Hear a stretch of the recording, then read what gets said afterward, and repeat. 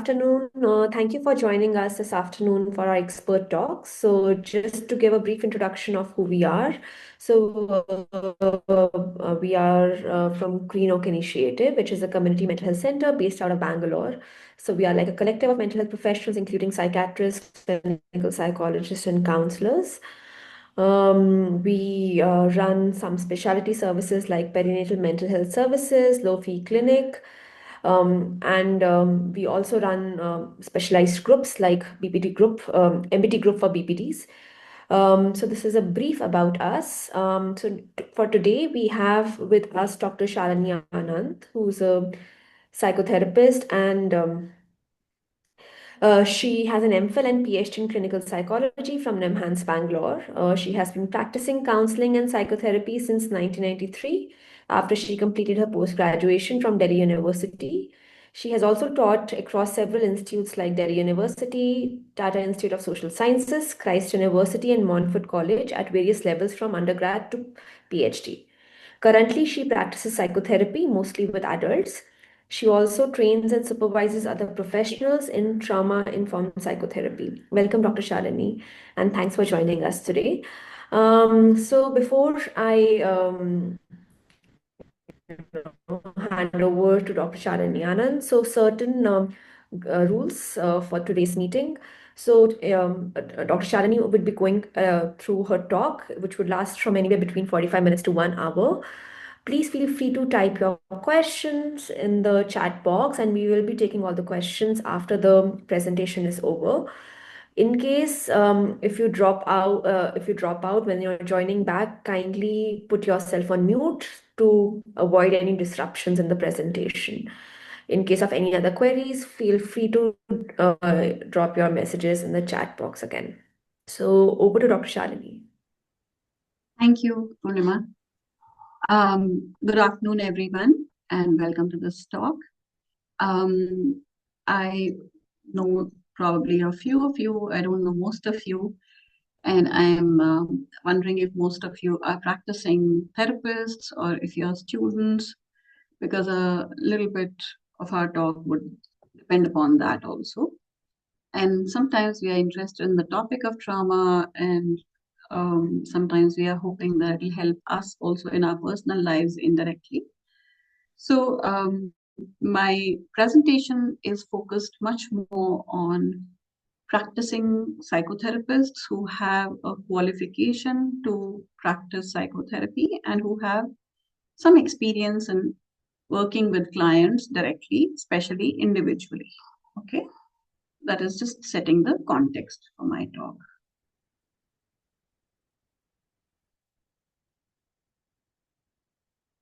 So as Devanshi and Purnima have mentioned, I'll just go over what I want to share, and then we will have some time for interactions and answering questions. So I'm covering mostly about how to assess or identify or evaluate trauma and how to know what kind of trauma someone has or how much trauma someone has. Before we start, as always, we have to take care of ourselves. Because sometimes, even though I may not give too many examples, but sometimes examples are very close to our own personal life and our own experiences. So if there's anything which is triggering, please uh, use self-preservation and self-care first. Prioritize your self-care. And this topic itself is very, very vast. Assessment of trauma is a very vast topic. Today, I'm presenting a very brief summary of that. So I'm sure many of you know a lot about trauma, but based on only today's presentation, we cannot expect that we know now how to assess for trauma, but you'll get some glimpses into it. Before I go ahead, I have to say that whatever I'm presenting is based on my learnings from several people, some books or some mentors or some guides or some supervisors, as well as many clients. So my heartfelt gratitude to them. So what we will cover today will be a few basics about trauma.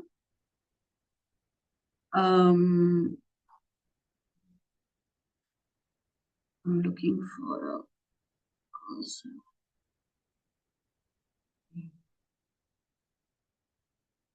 So few basics we will cover because we have to know what we are assessing. Also, we will need to know what are the basic principles and beliefs which guide us as trauma-informed mental health professionals. Then we will look at some of the specific questions, some of the broad ideas about how we can do assessment, and also a very brief about what we can do afterwards. So a few basics about trauma. Trauma, I must also say, is a buzzword nowadays, and I hear and I see most websites have, people saying that they are trauma experts. So I'm just telling a few things about very basic stuff, and most of you might know some of this, but still, it's a good idea to repeat the basics. So, trauma can be defined in many ways. One of the simple working definitions of trauma is that it is anything that is too much, much. And what is too much for me is too much for me. It may not be too much for someone else. It happened too soon. And like developmentally, I was not ready for that to happen. And it happened too fast before my coping mechanisms could pick up. And so anything which is too much, too soon, too fast, or it lasted for too long, because human beings are quite resilient. If something happens for a short period of time and it gets over, we are able to cope with it. We are able to bounce back. But if something goes on and on and on and on for a long time, it's very difficult for us to recuperate from that. So that becomes chronic trauma or sometimes even complex trauma. So anything that is too much, too soon, too fast, or it lasted for too long for our nervous system to handle. So when we are talking about trauma, we look at how it felt to our nervous system, not just to our mind or our meaning making. Of course, those things do get affected, but trauma is happening or not happening in the nervous system. And especially if we cannot reach a successful resolution. So then it also leads to a sense of helplessness and hopelessness because we can't arrive at a successful resolution. So most of the abuse kind of trauma is this, what we just covered, but sometimes there is neglect kind of trauma, which is, we say, traumatic experiences, which may underwhelm our nervous system. We use the word overwhelm very, very often. We don't use the word underwhelm that often. So there are also experiences which can underwhelm our nervous system. That is, there is too little happening, too little eye contact, too little hug, too little that baby talk, too little eye contact or loving experiences or strokes. And that also is lasting for too long. So no parent can be there 24 by 7 and should not be there 24 by 7 forever and ever. But if it is too little compared to what is needed, then it can also be underwhelming for the nervous system. So once we are trauma informed, we also understand that if something has happened recently versus something which has happened long ago, something which happened long ago when we were still a child, up to 12 years of age, and the earlier it happened, the more effect it has. Okay, much more than what happened now, because we have many more coping mechanisms now, we have many more resources now, and so on. And if early childhood experiences, especially with parents and other caregivers, basically anyone who was supposed to be there for us and who we were supposed to feel able to rely upon, if they were adverse in nature, if these experiences were adverse in nature, they often have a deep and long lasting impact. Okay. And it is not because the person has a very weak weak immune system, weak resilience, but because those experiences were caused by parents or other trusted caregivers. That's why. Now, ACEs, most of us are familiar with now. It stands for Adverse Childhood Experiences Scale, given by Felitti and various other people. So it's a very, very simple scale which has 10 items and 3 items of abuse, physical, emotional, and sexual, 2 items of neglect, physical and emotional, and 5 items of household dysfunction. Anyone in the family having mental illness, mother being treated violently. In India, it would be anyone in the family treated violently, like even a grandparent. Divorce or separation among parents in India, divorce may or may not happen, but very often parents are just separated and never divorce. Any relative, a parent or anyone went to the jail or substance abuse or alcohol abuse in the family. So if there is any one of these, then it is considered ACEs, and it has been found through many, many research studies that the more the number of ACEs in anyone's life, the higher the trauma and the higher the impact on the nervous system. And if the ACEs are 4 or more, it is linked to extreme forms of physical and mental health risks, including reduced lifespan. Then we also differentiate between the big T trauma and the small t trauma. Uh, this concept was given by Francine Shapiro, who was the founder of EMDR. And so most people, even lay people, would acknowledge the role of big T traumas. Big T traumas are anything which are obviously traumatic to lay people, like, physical abuse of severe kind, or sexual abuse, or witnessing a murder of a parent, or a parent dying early in childhood, or one of these things. Most people would say, oh, that is trauma. But most of the times, even mental health professionals do not address small t traumas as trauma or traumatic enough. So, for example, emotional neglect. Most people would not treat it as trauma, whereas it has been shown even in brain scans that the role of emotional neglect is as much, if not more, than big T traumas. So both big T and small t traumas affect us deeply. They shape our belief systems. So when we are doing CBT or any of the cognitive therapies, we work with the belief system, and I have been trained in CBT. I have taught CBT. I even little bit, even now I practice. But what's been found is that even though belief systems are affected by big T and small t traumas, working directly only with the belief system may or may not be very helpful. So big T and small t traumas can affect us in every possible way: belief system, interpersonal relationships, academic performance, the number of friends we have, how much we get bullied in school, how much we bully others, anything and everything can be affected. Now, as I said, very often there is invalidation and invisibilization of small t traumas, even by the mental health professionals. That makes it worse because that makes it almost like the person's fault that they are still affected by that.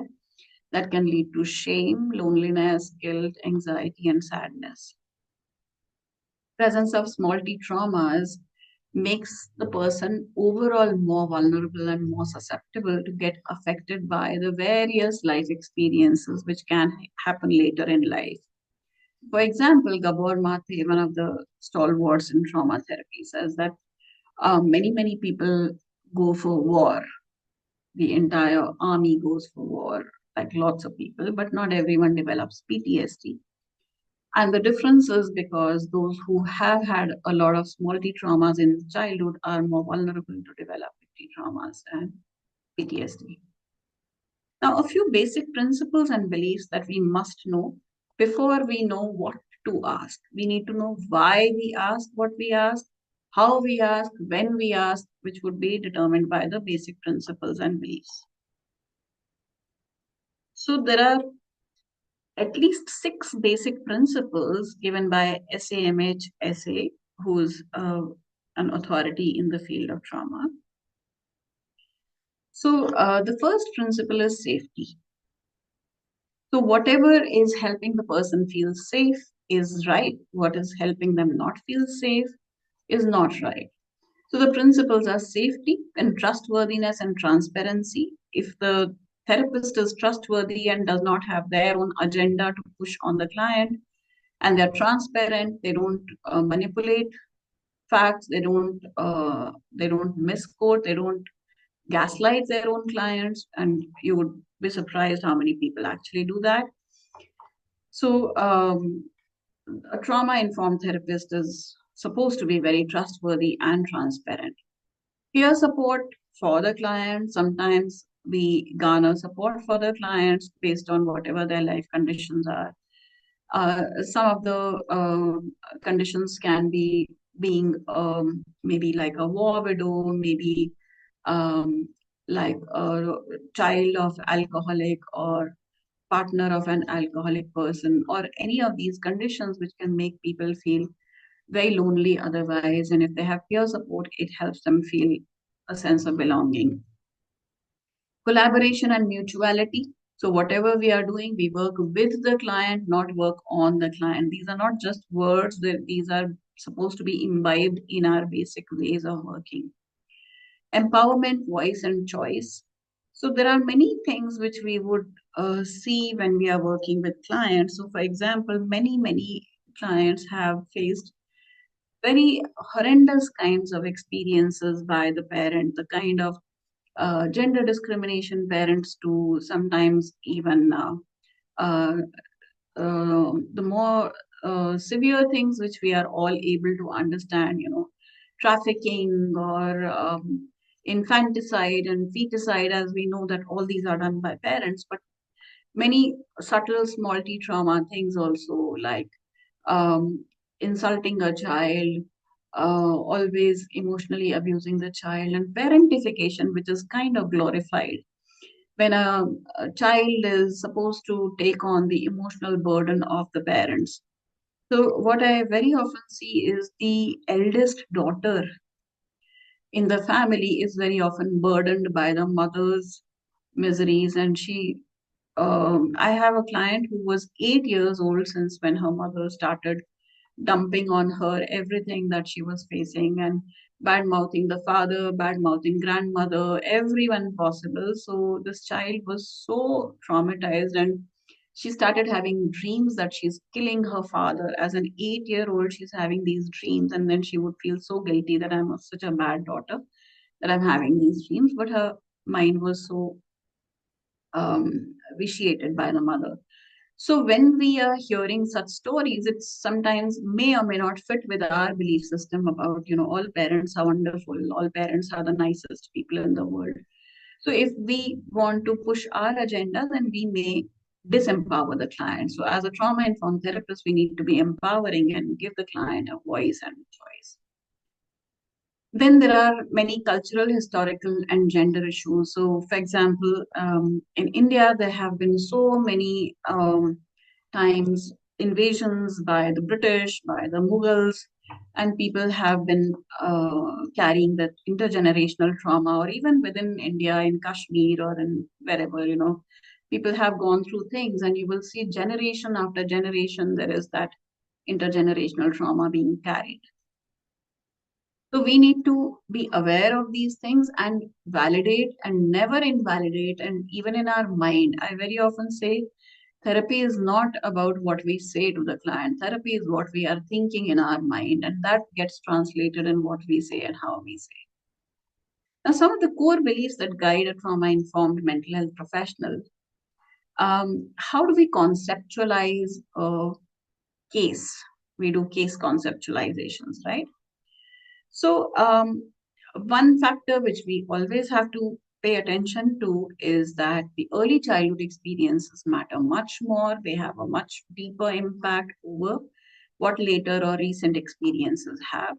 There is enough evidence from neurobiology, epigenetics, and attachment. So, epigenetics, most of us know about genetics, but epigenetics is the functional aspect of how genes may switch on or off, and why someone's belief system becomes how it becomes is because of epigenetics.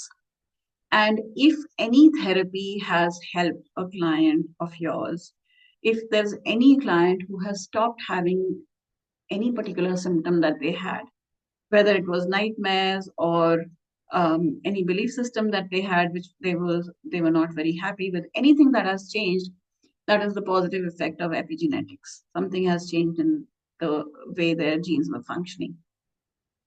Then attachment.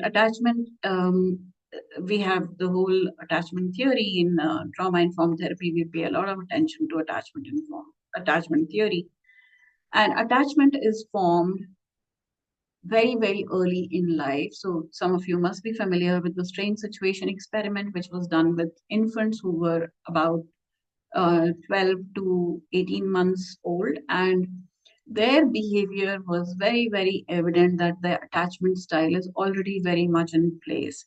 In fact, people like Daniel Siegel claim that even if you show me a parent who is not even married or who is expecting a child, based on my interviews with them, I can tell you what will be the attachment style of the child who will be born.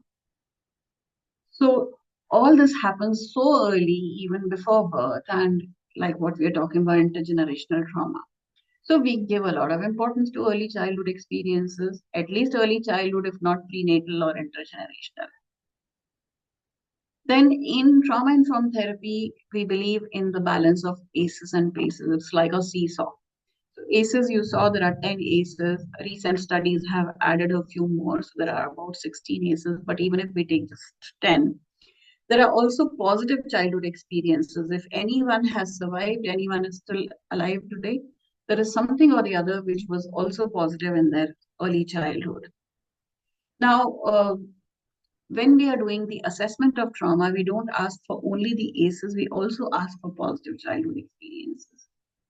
I'll come to some of them. And the balance of ACEs and PACEs is what determines how much the person is affected, right? So if there were lots of PACEs in the person's life, lots of positive childhood experiences and a few ACEs, they may be much more resilient and vice versa. Then another thing that we really focus on in conceptualizing a case, we don't pay as much attention to genes in trauma-informed therapy as we pay to the life experiences of the person. Then we believe that trauma lives in the lower parts of the brain. What that means is that the brain scans that you'll see, you'll find more effects in the lower parts of the brain, the subcortical parts of the brain and the subfrontal parts of the brain. Also, the functions which are affected are more of those. Because the lower parts of the brain doesn't grow all in the same at the same time or in the same direction. First, we are born with all the functions of the lower brain, then slowly the middle brain develops and the higher brain develops till we are even 21 or even up to 25 years of age. So the parts which are growing when we are very young are the parts which would be much more affected when we are having any traumatic experiences in early childhood. That's the basic logic. Trauma-informed therapy is also transdiagnostic. I saw some of the questions which I received for this talk. They were asking about how to identify ADHD, how to identify this and that. The trauma-informed approach is very transdiagnostic. We don't pay too much attention. So please don't misunderstand what I'm saying. It's not like I'm not saying that we don't pay attention to the diagnosis, but we don't pay too much attention to diagnosis. We believe that the trauma needs to be healed no matter what the diagnosis is. So that was about conceptualization, but when we come to assessment, you have to remember that whether you find out the details of the trauma or not, whatever you do should not be re-traumatizing at all. So do no harm, non-maleficence. The ethic of non-maleficence is what we have to focus on first. Sometimes history taking can be postponed and stabilization prioritized. Now, this is one very big difference in trauma-informed therapy and non-trauma-informed therapy. So otherwise, in trauma-uninformed therapy, we first have to take the detailed history and ask everything, and then only we start the treatment. In trauma-informed therapy, we don't do that. So if the person is seeming very disturbed, which everyone is, there is still too much stigma about therapy. Nobody wants to go for therapy unless they are very, very disturbed. So we need to first give them some skills, some resources, and once they are feeling much better, then we can very slowly take history. That also we don't have to take the whole history even in the 10th session. Things will unfold as they do. Okay. Then in trauma-informed therapy, we do a lot of somatic therapy, the body-based therapy, because the body keeps the score, as the title of a very popular book goes. And mind hides the score. Mind hides the score means that most of us would like to believe, oh, it was not all that bad. Either it was bad or not bad. It was not all that bad is how we all try to give the official story to ourselves. So whereas if you ask which cells of your body feel hurt, or which cells of your body, or are there any cells of your body which wish that things were different, then you might get a more accurate answer slowly, maybe not in the first session, but slowly. Then in traditional psychotherapy, we have been very highly dependent upon the memory. The person would say, oh, I remember this happened, I remember that happened, which is all episodic memory and explicit memory, that is the conscious memory. So the memory that we remember, there is also a lot of memory which we don't remember. So that memory which is stored in the body or in so like procedural memory, emotional memory, all the memory which is difficult to put in words, but we just remember. So in trauma-informed therapy, we focus a lot on the implicit memory also. Then in trauma-informed therapy, we have a firm belief that there is very, very highly prevalent dissociation. People who go through trauma survive through dissociation. So dissociation is a survival mechanism, a coping mechanism. Dissociation is good. Dissociation is very helpful. It is life-saving. And when it is possible for dissociation to heal is when we start healing the dissociation. Okay. Then a few core principles about treatment.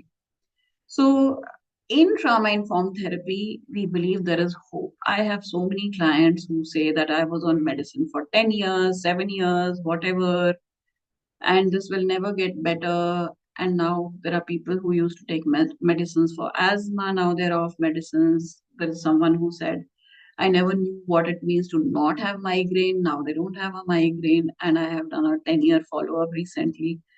So there are people who really thought nothing will change. Lower backache, so many people. So, people, there is really hope. As trauma heals, there is so much which can heal.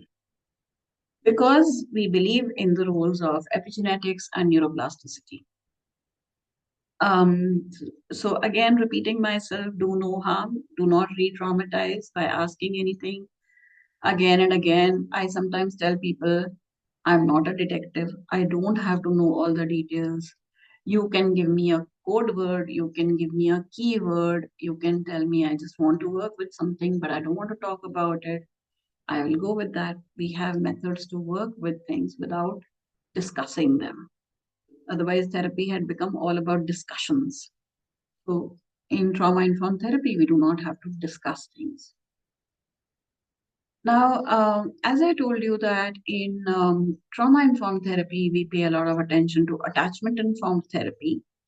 So we say that no matter what goal the client comes with, one goal is always to facilitate an earned, secure attachment. So most people, almost all the people who come for therapy have one or the other kinds of non-secure attachment style. It's called insecure, but actually it's non-secure.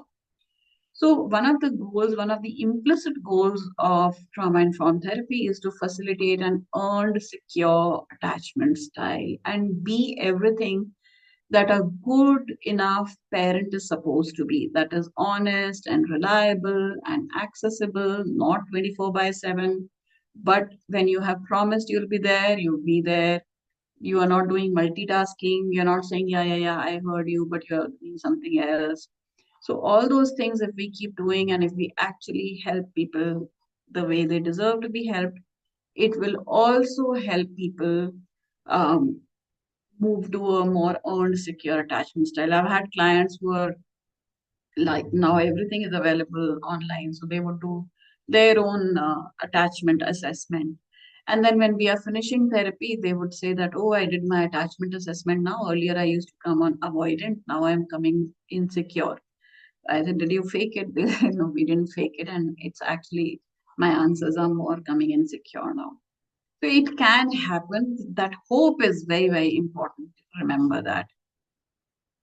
So the self of the therapist really matters. Really, really, really matters. If the self of the therapist is a healthy self, a secure self, a healing self, and not just using these words or pretending to be whatever, but actually, if we are this, that, what we are is the most important tool in therapy, basically.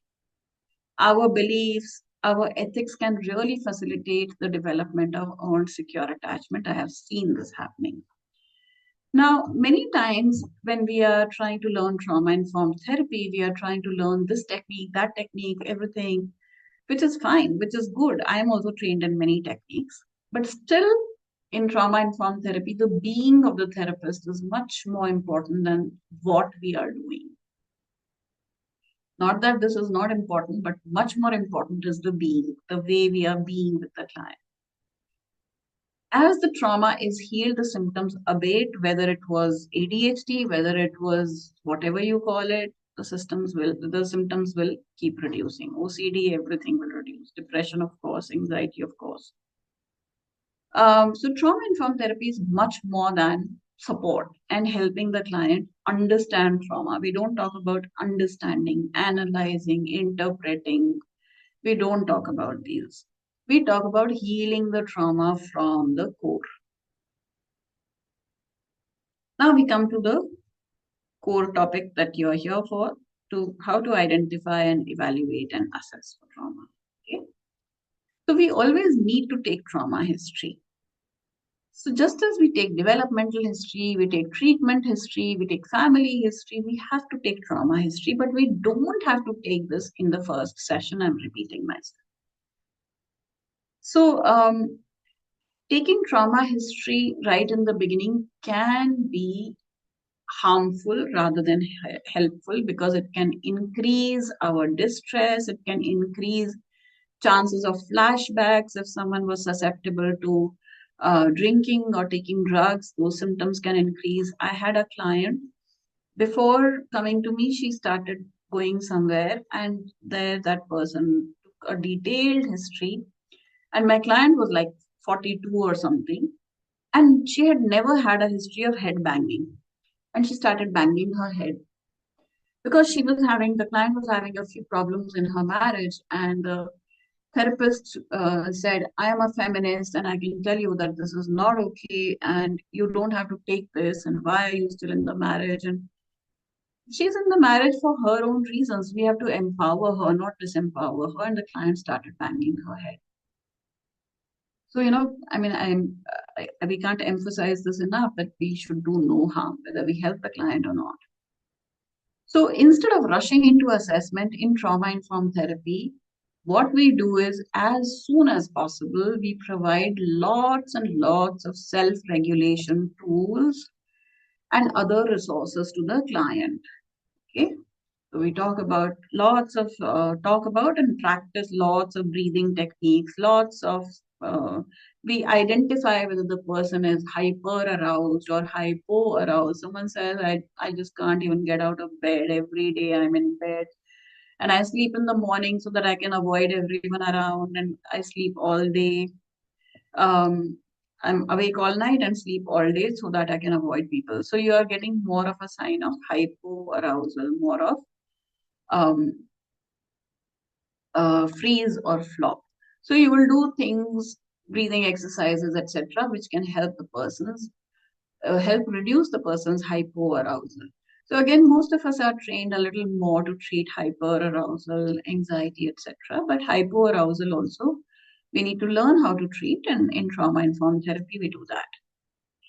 So, a few questions which can be helpful. I feel a little worried to tell people questions because people will think, huh, okay, everything that we talked about till now was just not so important. Now we have the questions. Now we will take these questions and we will just ask everyone, which can be very harmful. Please remember that. Okay, so you don't have to ask any questions. It's okay to not assess.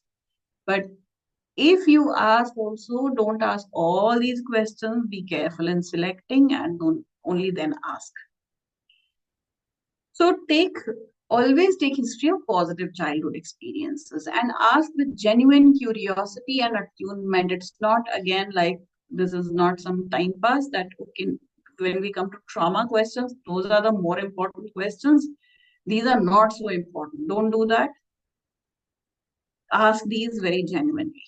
So, for example, we ask, who did you feel safest with as a child? When you ask, you wait and listen. Can you tell me more about that? Can you give me examples of how you felt safe with this person? Who used to believe in you whenever you talked about something? Who believed in you? Especially people who have undergone CSA or any kind of abuse. Most of the time, people would say, adults would say, no, no, no, that person is very nice. They can't do this. You might be imagining and all that. So, but there may be one person who believed in them. So ask the client who believed in them, who believed in your truth, in your version of the story, who helped you feel truly seen and heard. It may be a grandparent. Many people have been fortunate to have a grandparent who helped them feel seen, even though the parents may be struggling with their own mental health issues. But people would know when they feel seen. People would know that, I knew that when my grandmother, my grandfather would look at me, I could see them in my eyes. I could see their eyes smiling when they looked at me, when they talked to me. They would wait for me to come. They would wait for me to tell them my day. So then you would know that this is the person who made them feel seen. It may be a grandparent. In India, still many people have a neighbor or had a neighbor in childhood who was their resource figure. So it may be a neighborhood friends, grandmother, aunt, anyone. Sometimes a tutor, sometimes nanny, sometimes a teacher, sometimes whoever it can be. But ask them and make a note of this. Who did you feel safe to talk to? Who kept your emotions in the center without reacting excessively or breaking down, making you become worried about them? This is again very common. So sometimes a parent would say, oh, I am feeling so sad that you went through this. I have a client who um, she stole something in school, something like some colored chalks or something, and the teacher sent a complaint.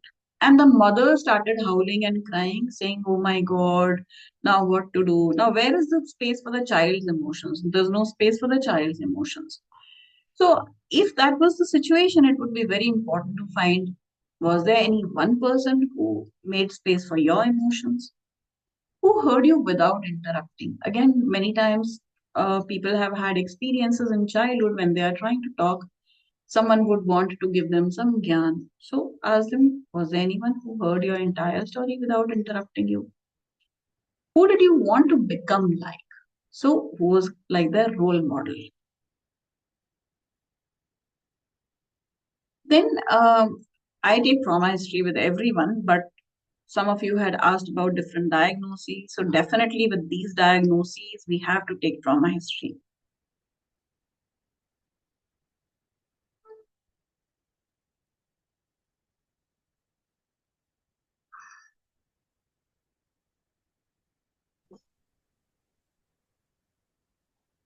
So anything that is treatment resistant, somebody has been on treatment for a long time for this or that, whether it is a physical illness or a mental illness, always take trauma history. Again, Gabor Mate says that there is no chronic physical illness in the world except for trauma. He says if anyone has a chronic physical illness, it is because of their early childhood trauma. And you treat the trauma, and the illness will start reducing most of the times, unless it's gone beyond a level, of course. Uh, so with at least these conditions, always take trauma history. Then a few things to keep in mind. It's not just the questions we ask. So as mental health professionals, we have become too obsessed with words. We talk, clients talk, talk, talk, talk, talk, talk. So in trauma informed therapy, we don't focus so much on words. The first, your assessment is through observation. Observation of everything. Client's posture. When the client is walking into your room, watch their posture. I had one client, she was 25 when she started coming to me. She would slouch, she would wear a shawl like that, like cover herself so much. From a distance, when I saw her, I thought, I don't know who's coming because whom I'm expecting first session, whom I'm expecting is a 25-year-old person. This one looked like some 80-year-old person walking. Now, slowly, when we found out she's been sexually abused all her life, and she's like covering herself and slouching herself like that. So, the observation of everything is the first assessment that you would have. Sometimes in the first phone call, the things which you observe would start giving you an idea. Keep them as points to remember in your mind. We can always rectify. Sometimes we may be mistaken, but those are sometimes very important observations. Everything, the client's posture, breath. If you start noticing, you will find so many people hold their breath. So many people. We are not used to observing that, but once you start observing it, you will notice that. Speech, what they say, how much they pause, about which topic do they always become quiet, about which topic they get tears in their eyes, about which topic they try to present a picture too perfect. Facial expressions, what makes them, what makes their pupils dilated, what makes them frown, what makes them anything, any facial expression. Eye contact, when do they look at you? When do they look away? When do their eyes look scared? When do their eyes look happy? Tearfulness, anything that brings tears to someone's eyes is usually trauma. Or we can see someone is trying very hard to hold back their tears. That's also trauma. Any effort at evading any topic is very often trauma, and there is huge avoidance about it. Or minimizing things. It was bad, but it was not that bad. I am very strong, so I did not let that affect me. So when you don't let something affect you, means you're trying so hard to not get it, not get affected by it, and so on. Also note any events or experiences that the client says more than once. Anything that the client says more than once. It can be even, they called everyone for the party, they didn't call me. Another time they would say, oh, they called everyone for the party, they didn't call me. Okay. That means it has, if they're telling you twice, imagine how many times it must have gone on in their minds. Or anything that makes them seem teary-eyed or choked, even when you're not taking trauma history. So the point is that trauma history comes out when we are taking trauma history. Trauma history will come out also when we are not taking trauma history and when you're talking about anything else also. So our observation is very, very important. Very often, while giving trauma history, the client may give you only an official story or a cover story which they have been used to telling the whole society, right?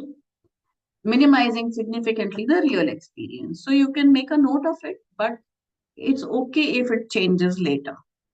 Sometimes clients tell me that, I told the therapist this earlier, and later when I told them, they got so angry with me. Why didn't you tell me this earlier? I mean, the clients are not in some police station where they have to tell you the whole truth or in the court of law, nothing but the truth. Sometimes people would cover up things. So when we take trauma history, as I said, in trauma informed therapy, it is very different from how it is in trauma uninformed therapy. We will never take trauma history without doing adequate stabilization. And even after you have done stabilization, you're taking trauma history, the client seems destabilized. You come back to stabilization a million times if needed in every session, as many times in every session also. How we ask matters much more than what we ask. So use compassionate inquiry, use respectful curiosity.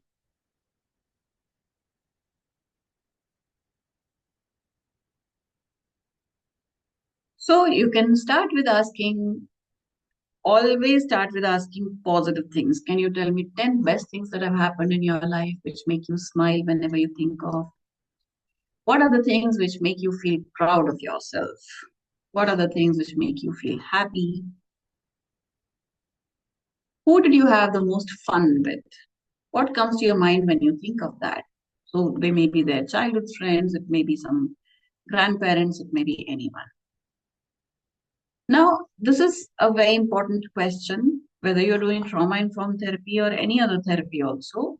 What do people who like you describe you as? Because many times people have a lot of shame, a lot of negative beliefs about themselves. I usually ask people, what do you like about yourself? Sometimes people may say just one or two things. Then I ask them this, if I were to ask other people who like you, what do they like about you? Then they might be able to give us a slightly longer list. Um, this I have already told you. Now, this is the title of another book, What Happened to You? So, in in clinical psychology, mostly we are trained to find out what is wrong with you, like what are the symptoms you have, right? In trauma informed therapy, we focus much more on what has happened to you, what are your life experiences. But I repeat, do not insist on details, do not probe for details. Tell me everything that happened. Why do we have to ask them to tell me everything? We don't have to be detectives. Okay. Can you also tell me 10 things that may sometimes make you sad? You can stop after this. Can you tell me 10 things which make you feel scared? Can you tell me 10 things which make you feel angry? Can you tell me any thoughts which come to your mind when you're sitting idle or you're trying to sleep? Are there any thoughts which come to your mind which you wish were not coming to your mind? Are there any memories which come to your mind which you wish away? Are there any things you hear about in other people's lives or in media or in the news which make you slightly disturbed? One of my clients who had come to me some 15 years ago came back to me when the movie Thappad was released because he was reminded that once he was bullied and he was slapped in front of the principal's office. So sometimes, so this trauma got triggered and he contacted me again and then we processed that. Is there anything that you wish had never happened? We all may have some things in our lives that we feel ashamed about. Now, most of us are trained to work with the emotions of fear or anxiety and sadness. We are not so trained to work with shame. So it may be also helpful to ask about what makes people feel ashamed. Is there anything like that for you? Now, this first part of the question is like a validating questions. It's like setting the stage that we all may have things which we feel ashamed about. And you don't have to tell me what it is very, very important for a trauma informed therapist. We don't dig for details. Is there anything you wish to forget, try to forget, or you wish to not think about? And it's okay if you wish to not tell me right now or ever. If there were three things you could change about your childhood, what would they be?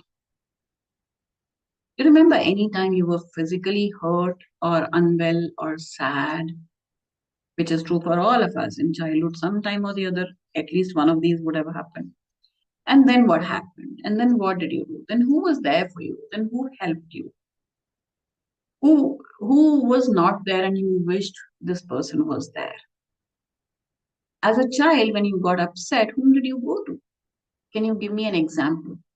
Now, asking for an example is a very, very helpful way, because many times people paint a very rosy picture of everything about their childhoods, about their families.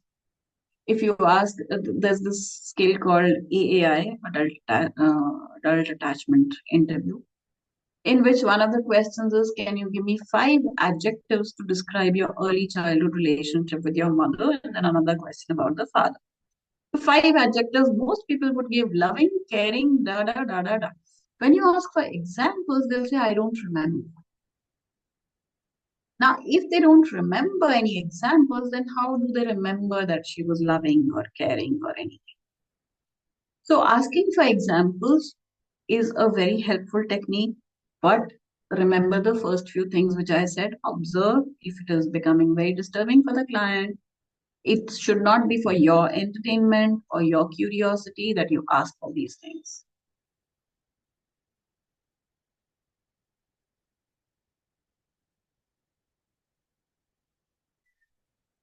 Um, do you remember ever crying? This is also sometimes a very, very helpful question. Then every child would have cried sometime or the other. Then who consoled you? Do you remember ever crying alone? Now, many, many people say that, nobody knew that I used to cry so much. Most nights I cried myself to sleep. So then that shows that it was a very, very neglected child. Or trying to hide your tears. What do you remember about this?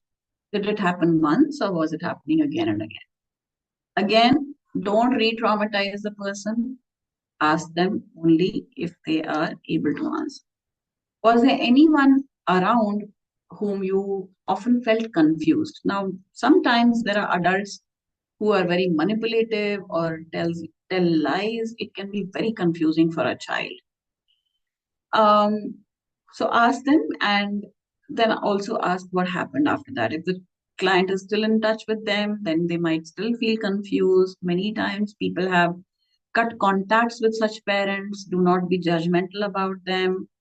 If you have any religious beliefs or something, please deal with that rather than forcing people to be in touch with people that they have felt abused by.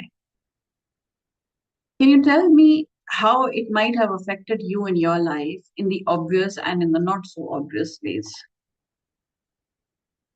Then a few more questions. Again, don't ask all the questions. Please select sensitively. What are some of your memories which would bring a spontaneous smile, which I have told you already? Then these are some of the questions I have kind of borrowed from different places. Some I have made up on my own. Imagine you were a bird and you could look over your life and you could fly back and forth over your life right from the beginning till now. What are the things which you would find? Now you can ask one question at a time, which you're looking at and they're making you feel happy. Another time you can ask, make you feel lonely, scared, angry, sad, ashamed. You can do whatever. But ask only one question at a time and wait patiently to get the answer. Let's assume you were born with unlimited capacity for creativity, genuine emotional experiencing, self compassion, self respect, authentic connections, and growth. If you were born with these unlimited capacity, do you think of anything that may have happened which changed the possibility of all this getting actualized, even a little bit? So, those may be the traumatic experiences the client may have had. Or you can make up as many as you want once you understand the principle. I sometimes ask, imagine you were a seed with immense potential who just needed a conducive environment to blossom, warm sunlight of love, protection from some storms of life, a wise gardener to guide your growth. What all did you receive from all of this? And can you give me examples? And what all do you think was you wish was different, because of which you could not blossom as much as you could? Then um, Sexual abuse, when you're asking for sexual abuse, instead of asking, would you like to tell me about your first, um, would you like to tell me whether you were sexually abused or harassed? Instead of that, what was your first sexual experience like? So that's a more neutral question. Don't ask out of curiosity. Ask, uh, what are your memories of your first sexual experience? If the person says nothing or whatever, it was all fine. If it was non-consensual, then you know that, okay, maybe there is a possibility of some sexual abuse. If the client, now, one very, very, very common thing, I have a client who's like uh, some 55-year-old professor I started seeing recently. And he was abused by his own uncle, which is again very commonly the case. Some uncle, grandfather, someone on the other. And he had so much of guilt that it affected his entire married life, sexual life. And now we have dealt with it, and we completed that, I think, about 10 sessions ago. After that, every other session I ask him, does it still come to your mind? Does it affect you? And it doesn't. So at 55 years of age, finally he's over his guilt, which he used to have so much. So people always have, children don't have a very, as I said, frontal lobe develops till 21 or even 25 years of age. The frontal lobe has all this, very intelligent thinking. But a child's thinking is not always very intelligent. So children very often tend to blame themselves for everything. Parents got divorced because of me. Everything happened because of me. I must have done something, I did something, or I did not do enough. So he used to believe that he did not stop the uncle enough. So you can ask, I hear you saying that you did not resist the abuse that you went through, and in fact, you are saying that you maybe even enjoyed it. And usually people are talking about when they were 7 years old, 10 years old. So I asked them, do you know any 7-year-old around, maybe your child, maybe your friend's child, sister's child, neighborhood child, any child who's that many years old?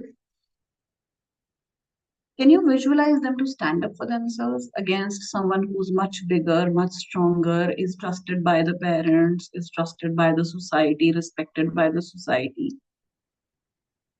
And if not, would you blame them for the abuse? That if you ever come to know that they went through abuse, would you blame them? And till now, nobody has said, yes, I would blame them. So people are able to have much more compassion for others than for themselves. Now, this is a list of a few scales which you can use. I don't use them mostly. I don't like a very mechanical approach. Whatever we want to know comes out through a good interview, through the therapeutic process. But there are these scales. A word of caution before we end. Do not ask anything out of curiosity. And the traditional belief that unburdening helps, people will feel lighter. That is not true. That is not true. There are people who have gone for 2 years, 3 years for therapy. They have spoken about the same thing for 2, 3 years, and they have only felt worse, if not, they have remained the same, if not felt worse. It doesn't help. Slower is faster is a principle in trauma informed therapy, in assessment as well as in treatment. So don't rush.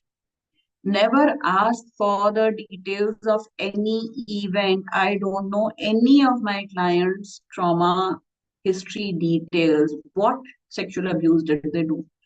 Where did they do what? What did they touch? Why do I'm not a voyeur. Why do I have to do all these details? So don't ask for any details. It can be re-traumatizing and is not even needed. Never assess for details of trauma before learning the stabilization skills and before teaching enough stabilization skills. Now, after you have done the assessment, then we can't be all dressed up and nowhere to go. So we need to also learn what to do and how to treat people and how to treat the trauma, apply treatment methods that you're familiar with in a trauma-informed manner. Even if you're doing CBT, try to do more of trauma-informed CBT. I'm not very fond of the talk therapy methods, but whichever you are comfortable with, identify and network with trained trauma informed therapists in your area. Consider referring the client when the effectiveness of the traditional approaches seems limited or in case of increase in any symptoms. Look for dissociative symptoms which go hand in hand with trauma. It can lead to fight, flight, freeze, fawn. There are different interventions. First, provide stabilization, prevent any re traumatization, work with the client collaboratively, validate the experiences of the client no matter what they are, even if they are against our own belief system. Enhance and focus on the client's strengths. Always ask for their own strengths, their own resources, their own ways of coping, who are the people who have been their strengths. And taking trauma history or trauma assessment does not mean only asking about trauma. Help the client learn to come back within the window of tolerance. Many of you must be familiar with the concept of window of tolerance, and help gradually expand the window of tolerance, provide peer support, and refer for trauma informed psychotherapy, because trauma informed therapy helps us to not just feel better, it actually helps us to get better. These are the principles I have already told you. So I will stop for now and give you some time for your questions and comments. Thank you so much for your patience. Thank you so much, Dr. Shalini. It was just such an enriching talk, and thanks for taking us with a comprehensive understanding of trauma to assessing it in a more sensitized manner. It was pretty helpful. And thanks for covering almost most of the questions that we received via emails. So this floor is open for clarifications, questions. So feel free to just pitch in and ask questions.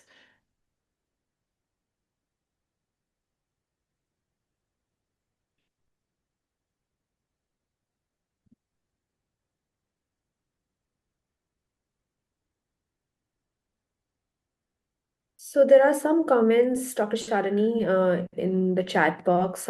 Any resource material that you would recommend? Yeah, so if you go over the basic books, like The Body Keeps the Score is a wonderful book. Even many lay people are reading that book. Then Trauma and Recovery book by Judith Herman is a very basic book, very helpful book.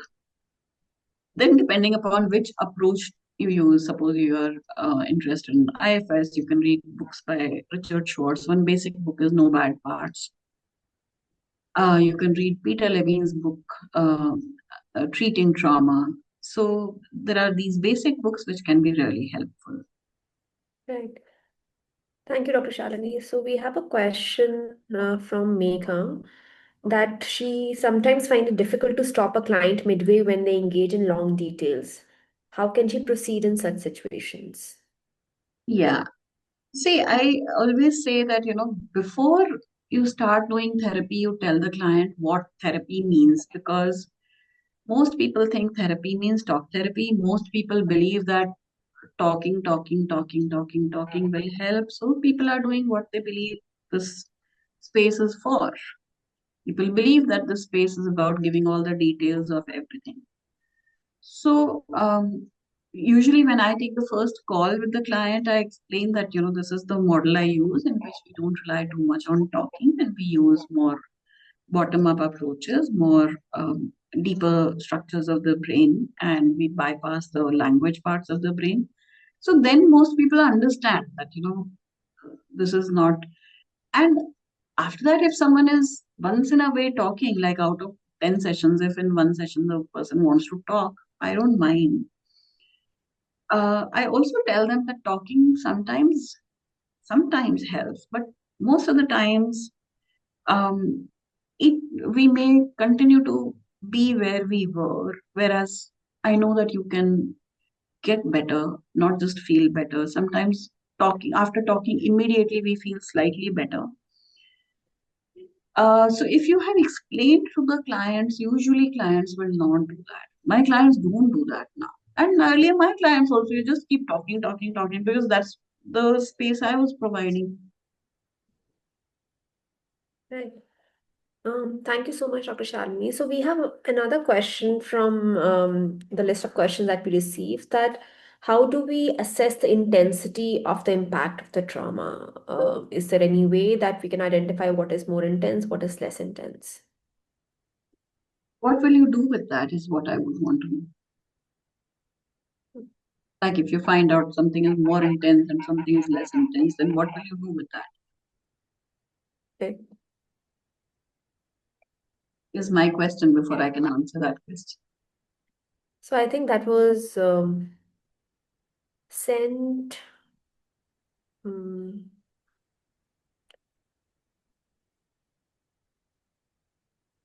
by Pearl Fernandez. I'm not sure if she's part of the group right now.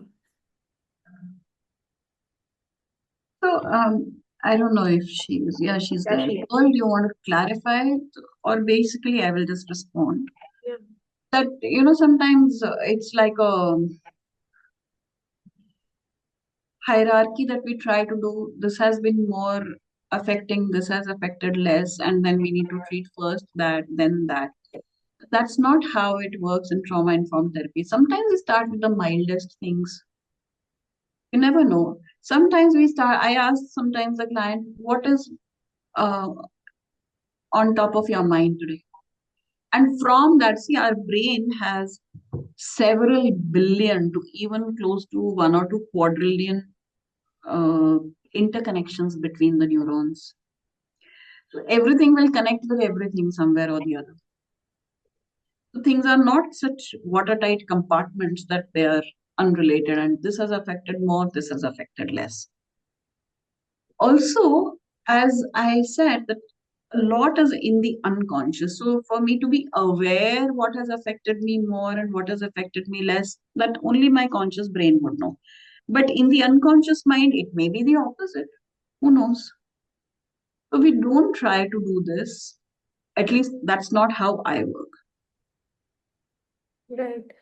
Thank you, Dr. Shalini. And we have also received one question from Mansi Podar. I think she's part of the group regarding the smoking and drinking alcohol for years. And I wonder what, like, Mansi, would you like to come up and ask what exactly you would like to check with Dr. Shalini?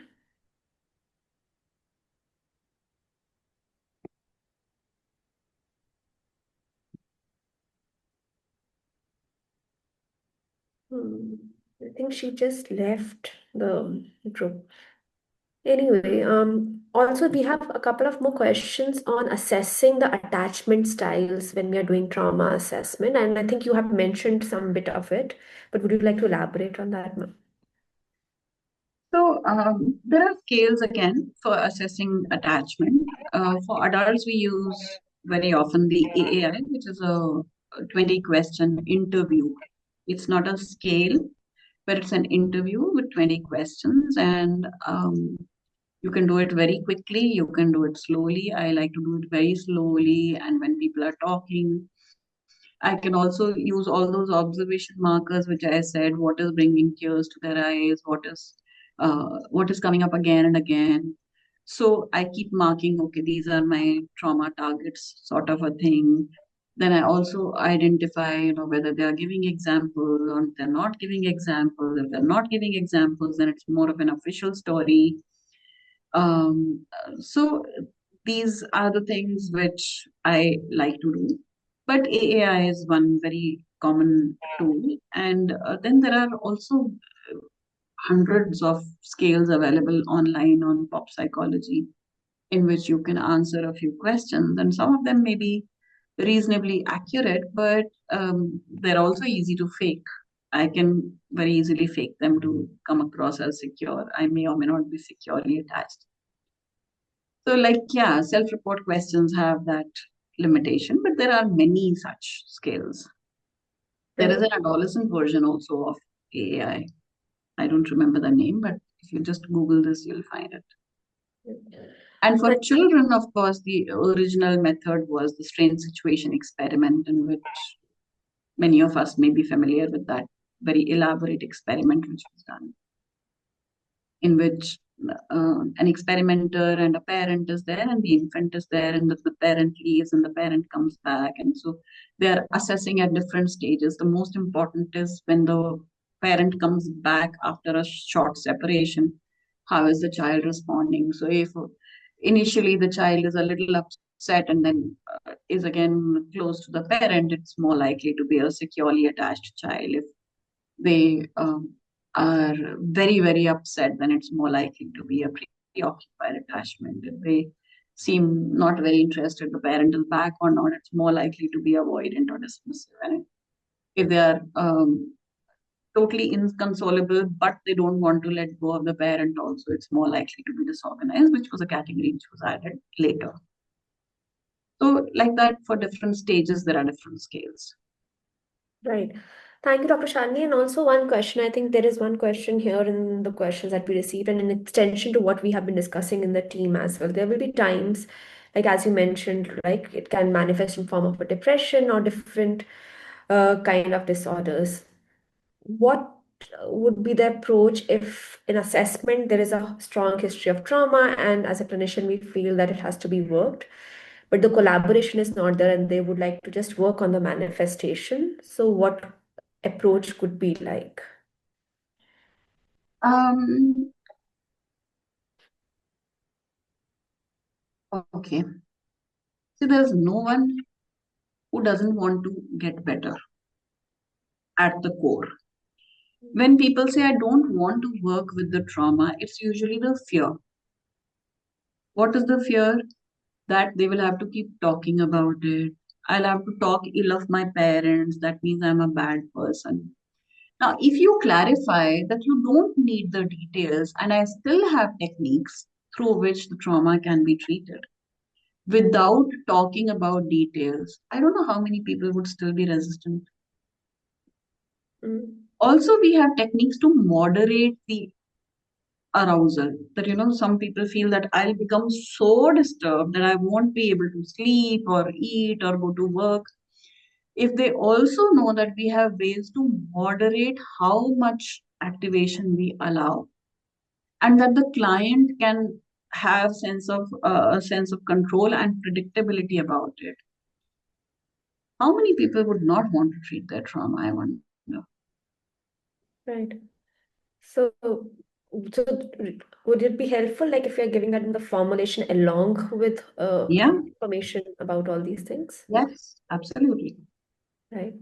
And when you start working with the trauma, as I said, you don't start working with the trauma. That is the way to work with trauma. You have to start with teaching people stabilization skills and practice them many times instead of giving as homework. Okay, today I have taught you, now you do every day. That is again very it can lead to a lot of loneliness. It's like homework in school. And many people would also tell you that they had, I don't know if there's a term like that, but educational neglect, that you're just supposed to study on your own and I am only bothered about your performance. So instead of that, if we practice it here, we do some hand holding, and I am doing the breathing with the client, I am doing the grounding exercises with the client. Then I said that good trauma informed therapy will heal the attachment style. So you're providing that mirroring and holding space for the client through which they can feel like I matter. My homework matters to me and to my therapist. What I'm finding easy or difficult matters to me and to my therapist. Mm, That will slowly help people warm up to working with trauma. So everyone wants to treat their trauma, but people are just scared. What demons may come out, what skeletons may come out. I will become dysregulated. My therapist will judge me. My therapist will want to know all the details. These are the fears. Now, if you have very clear and confident ways to deal with these, people would not mind. mm, I have one client who has still not wanted to work with trauma. I mean, she's also worked with trauma. There was sexual abuse that she went through in college. We have worked with that. She used to get so many flashbacks all the time about it. Now she doesn't get flashbacks. Now her childhood trauma, I know that she's dodging it. There are also too many life events. She got married, she got this course, that course, some exam. So I am also doing more of stabilization. Except her, everyone has, you know, we take one little bite-sized thing at a time, we process that. Take another little bite-sized thing and we process that. Like that, people are very happy to treat their trauma. Right. Yeah, Sometimes that it is the therapist's own anxiety, sorry, that we don't know what we will do, if it comes out. And if we feel more confident, we'll be able to transfer that confidence to the clients also. right. No, Sorry. that is pretty helpful, like Dr. Shalini. Like I think it's both the role for the clients as well as a therapist, like and the collaborative work really would help. Yes. Hasna, you wanted to ask something? Yes. Hi, ma'am. Again, amazing session as always. So I have a couple of questions. You can limit me if it's going above and beyond. So I've got 4 questions as of now. One, I'd like to know when it comes to clients with CPTSD and severe dissociative episodes. Uh, I'm aware of the common stabilization techniques, but I wonder whether there has been um, times where, because I've had times where sometimes grounding or imagery or breathing may not effectively work for some clients. So I wonder whether you have come across such states and what are the stabilization that like you When would you like say it may not work, what do you mean? may not work in the moment for them to tolerate or stabilize. Um, And and what may happen instead? there'll be a lot of, I mean, the state of intolerance would continue. There'll be a lot of whatever is happening that would happen, like maybe overwhelmed, anxious, dissociation. And we are following the principle of slower is faster. Yeah, as much. Yeah, I hope So, that's what which I would like. means we need to become even slower. Mm-hmm. Okay. So, but what would I wonder, like, what are the common techniques that you generally use in with your For client? stabilization. Mm. So, someone can have a parking lot, which they have the key to, what Mm-hmm. they want to put in the parking lot, and out of that, one thing they take out. So it Yeah. gives a control and predictability, because otherwise people fear that, as soon as I open, everything will come Okay. barging in. So Okay. that parking lot is very, very helpful. Okay. Then breathing exercises, I used to underestimate the role of breathing exercises. Okay, I'm breathing, what is it? But breathing exercises can be immensely helpful. Mm. Then some somatic exercises, feel your feet rested on the ground, feel your seat. So just these parts which are rested, sometimes, the back also, just notice that. Notice, but slower is faster is a very important principle. Notice, okay, now are you feeling better? No, that will not happen. Then that means I need to slow down. Mhm. Understand. So any of these would work, but it's just that you have to reduce the pace. Like Reduce if the pace and find ways to contain mm, things, and not yeah, everything has to be brought out. We take understand. one little thing, even if you go for surgery. One of my neighbors underwent knee replacement surgery. She said, do both today. Doctor said, no, I'm not doing both. I'll do one. Then after 1 year, they are doing another one. So we have to remember that what we are doing is micro neurosurgery of the brain, micro neurosurgery. So we also do one little thing at a time. We don't have to quickly finish it, wrap it up, and pack up the client. So Okay, makes sense. Thank you, ma'am. Another question is again, just to give you a background. So I'm trained in emotion focus therapy by Greenwork. So the idea is always about corrective emotional experience, right? So I wonder like what is the change process in the trauma informed psychotherapy that you do? yeah, so the change process is that it feels different in the body, Mm-hmm. very different in the body. Like the most recent example is this, what I just gave you, of a male client who has undergone child sexual abuse for years, like for at least like a good 5, 7 years, till he was a teenager. And his maximum guilt was about, even in teenage, when I was a bigger boy and I was slightly stronger, still I let this happen. it used to feel very different, all heart rate increasing and, all the activation was happening. And now it's not happening. Okay. So it's in Even a if you way try change to in the think about it. emotion, right? Sorry? In a way, it's the change in the emotion. Change in the emotion, which is reflected in the neurobiology. Emotion also, see, sometimes people can have guilt. Oh, I'm feeling sad, means there is something wrong with me. But it's the changes in the neurobiology. It is not, I am choosing to feel sad or happy or angry. It's feeling different in the body and in the neurobiology. So just two more. Um, so when it comes to borderline processes, while addressing the impulsivity, because I struggle with this a lot, even though I don't work with diagnosis, the part where impulsivity comes in, it's very difficult. So I would like to know, like, what has worked for you, what hasn't. Yeah, okay. Now, impulsivity, borderline has earned a lot of bad name, but impulsivity is there in many, many people and in many, many disorders. And I use maybe a little bit of learnings from ACT and help people understand that our thoughts are thoughts and facts are facts, and all thoughts are not facts. I sometimes give simple examples that, we made today's a Tuesday. We might spend the whole Tuesday thinking it's a Wednesday, right? It happens to all of us, especially if we are on a holiday, we feel slightly disoriented. But then it does not become a Wednesday. It is a Tuesday, so it will remain a Tuesday.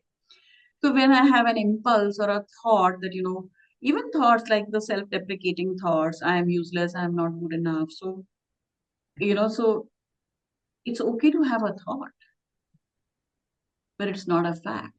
Similarly, when there's an impulse, so in terms of trauma-informed therapy or in terms of polyvagal theory or neurobiology, I would say that the person probably has a very narrow window, Mm. right? And the task would be to slowly widen the window. Gradually, with practice, we keep widening the window. Sometimes I tell people that, um, we have a comfort zone and we have a growth zone. And we can be in the comfort zone a lot of the times or most of the times, but we have to push ourselves a little bit to go to the discomfort zone which is the growth zone. And I explain I use a lot of drawings in the session that I say that, when we keep doing only what we are comfortable with, our window of tolerance will keep narrowing. Then even a little bit of trigger happens, we'll be very overwhelmed, which you are saying you don't want to. You are saying that you get very anxious and you are saying you don't want to. And I would want to empower you with that. And this is the way to do that. And I use many examples that, when we go to the gym, if we are not able to lift even 2 kgs, so we don't lift 2 kgs, then we will be able to lift only 1 kg. Whereas if we are finding it difficult to lift 2 kgs, if we do only 5 reps, and we do only 5 reps for 1 week, 10 days, then we'll be able to do 10 reps. Then we'll also be able to lift 2.5 kgs. So I use many examples like that. So impulsivity is very often the narrative in impulsivity is that I must do this or else I can't survive or else I can't bear it. Mm-hmm. So that's the thought. So I tell people that, this is the thought. And are there any examples? So a little bit of CBT also we can include, but not only CBT. We ask, where do you notice it in the body? And then we have lots of somatic techniques to process that. All right. I have more questions, but for now, I think I'll sort of keep I that in gave you mind. a very long answer. I don't know if I No, answered. no, I think it makes sense, but I'm still thinking of some of my clients there. But anyway, I think I'll process on it. Fourth question, like final one. When it comes to legal aspects of CSA, what do you do? Because it's a very gray zone and it's quite difficult. So how do you navigate it? Because especially when you work with trauma. So I work with adults. Mm, Almost all my clients are adults. okay. And they are talking about the history of childhood sexual abuse. So it's not a child who's going through abuse. So it Okay. becomes very different then. Working with children with Mm, ongoing abuse, we have POXO, etc. in place. But with adults, it's very different. okay. All right. Thank you, ma'am. Thank you so much. Thank you. Very nice questions. Thank you, Asna. So we have a question from Megha in the chat box. Sometimes client tell on first call that they want sessions duration to be time limited, or how many sessions do we need? How can we respond to this? I tell them I don't know. I give them the range. I have a client who terminated. We mutually decided to terminate therapy in 1 year, and I do a follow up every once in a year, and she's perfectly fine. Or, I mean, she's as fine as she can be. She's in college, so of course, there are ongoing stressors, but she's fine. There are also clients who are in therapy with me for 7, 8 years, and they're very happy to keep coming, but they feel they know their spouses know that they are a completely different person, and they are sleeping better. They don't have different phobias which they have. They are a better partner, better parent, everything.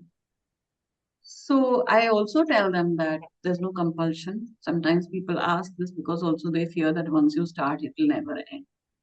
I tell them that, and also different therapists have different rules. I had a client who told me, who went to one therapist who said that if you start, you have to continue for 1 year. I mean, why? I don't know.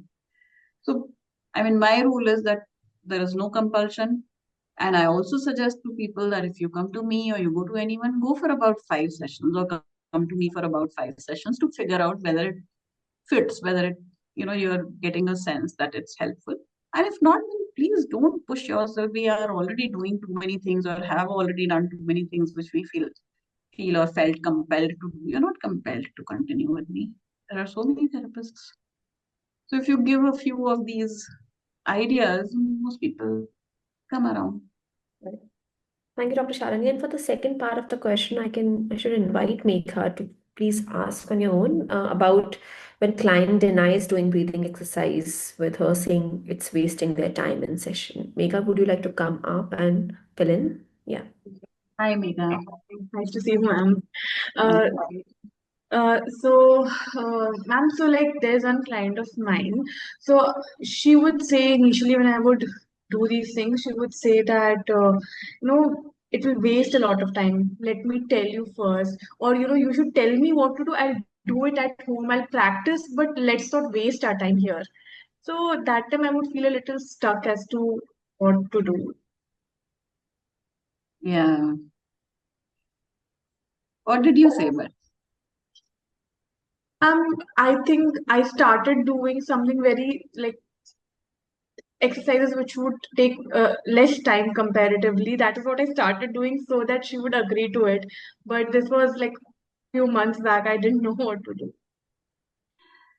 I might say, yeah, it seems like, we have to just push all the content out of our system and then we may feel better and we may feel lighter. And many times we think breathing, ever since I was born or since the first cry, I'm breathing. So I know how to breathe. And what will you tell me how to breathe? And I agree, of course, you know how to breathe. And I hope you breathe for many, many more years to come. And yet breathing is associated with our sympathetic nervous system, sympathetic nervous and parasympathetic nervous system, and heart rate variability. See, sometimes people also think you're just faffing. What is this? As if, oh, I can go to a yoga class instead.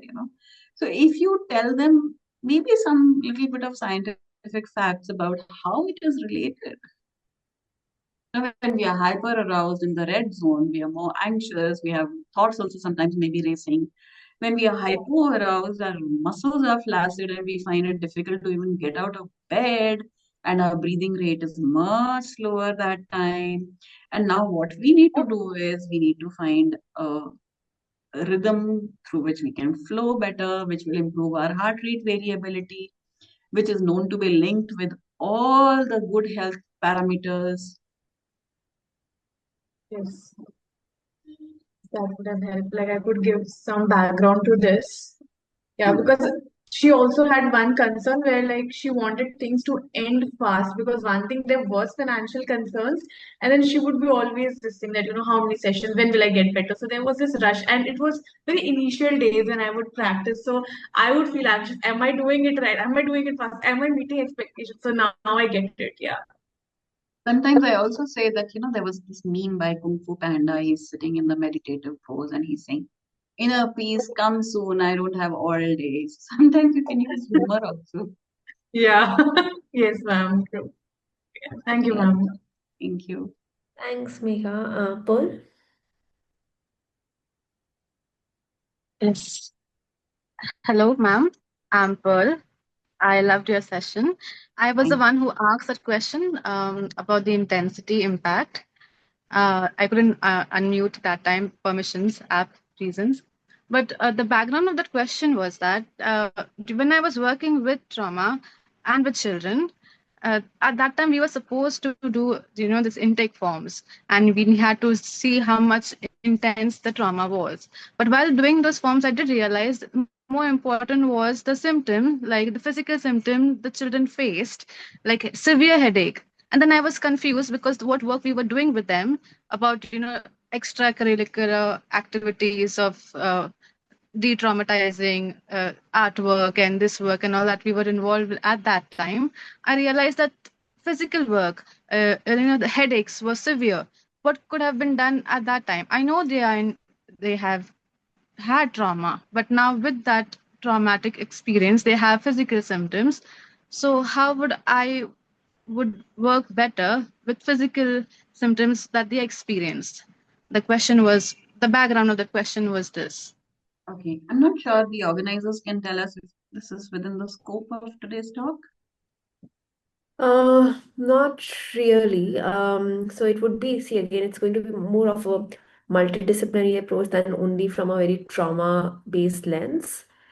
So I'm not sure if we can define it purely on the base of trauma or the intensity is related to trauma alone. So is that okay, Paul? Yes, that's all right. Yeah, Mm. thanks.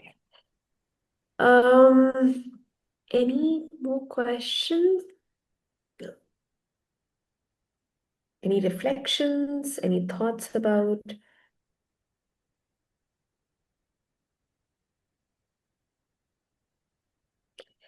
So Divya has something to say. So Divya is saying that hearing you speak, I see the humor, playfulness in your style. Curious to hear your thoughts on this. Is there room for humor in what otherwise seems like very serious work? It depends, like what Megha's question was, in that we can use humor. Of course, if someone is, crying or upset or completely out of the window, then I would never laugh or joke, obviously. Yeah. And also, I guess like it also depends upon the how the therapist is also in the demeanor generally. I guess so out of the blue humor, I'm not sure if that would be taken Yeah. very correctly. Uh, right. Any other thoughts? Any questions?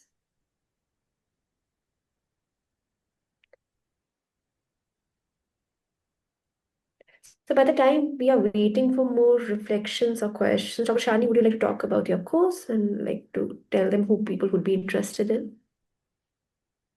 Yeah, so I conduct this foundation course in trauma-informed psychotherapy, in which we go through everything in great details. And the course is becoming longer and longer. The last three batches, I did 60 hours. The coming batch, which the brochure will be out just today or tomorrow, something like that. So this course will be now spread out over almost the whole year. And yeah, so I'm dividing it into modules. The first module will be the introduction and neurobiology and phases of trauma therapy and principles of trauma therapy and assessment of trauma. The next module, maybe around April, May, sometime will be attachment informed psychotherapy. The next module, maybe August or something, maybe dissociation.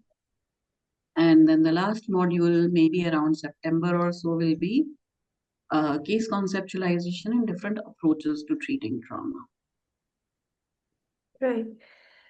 So thank you. So people who would be interested can write to Dr. Shalini and then take it forward from there. Ashlisha, I could see your video on. Would you like to? No, I just wanted to say that was amazing, Dr. Shalini. I really Thank enjoyed you. it. And Thank you. there is, just I think the key things that you highlighted in terms of the therapist's own stance and not rushing and the priorities for safety, that should probably be applied for everything, isn't it? All forms of therapy, I think.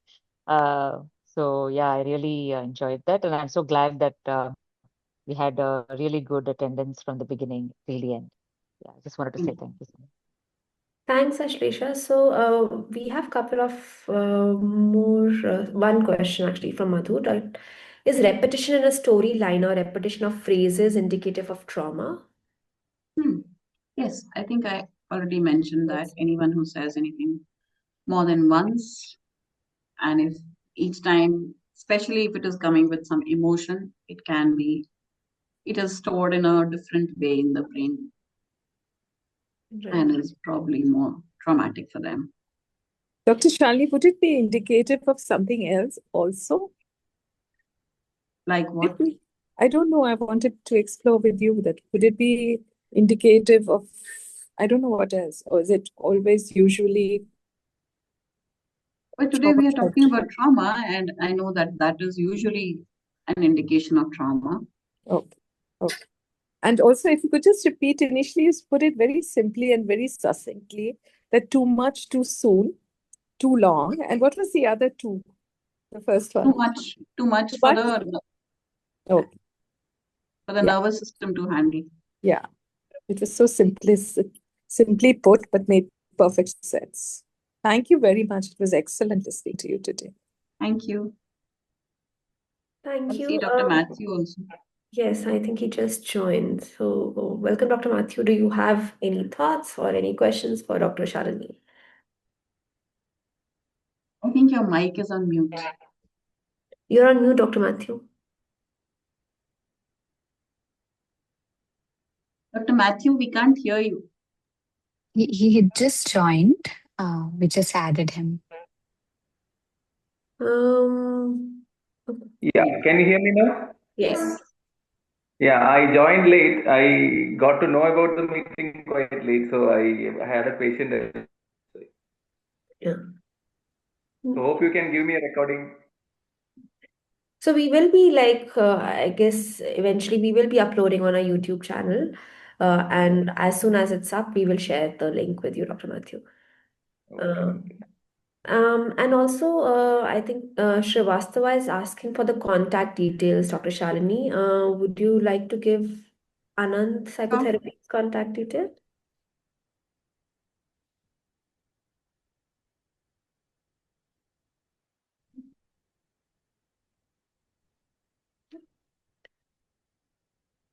Thanks. Any more questions before we wind up?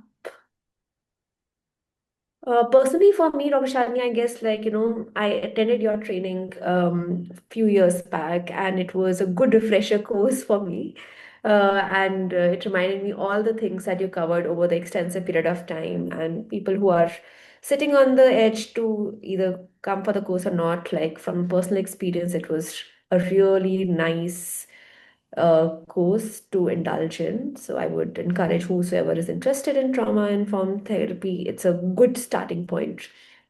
But I really enjoyed going through it as much as I enjoyed sharing it along with you. So it was great fun and a great learning experience. And especially the factors when you said it's not only about correcting the trauma, it's more like healing the trauma and being present with the client and also a collaborative approach. I think as clinicians sometimes we end up missing that, which actually is very important component to just be present with the client. So it was pretty helpful and pretty enriching, and I guess like the people who have stayed over after even the talk for the interactive session, that shows that how much engrossed they were in your topic. So thanks so much for accepting our invitation and being part of our Thank expert you. talks. Thank you, and we'll keep you posted when the video is up on our YouTube channel. And till then, We'll see you next month for another expert talk. Thank you so much. Bye-bye. Thank you.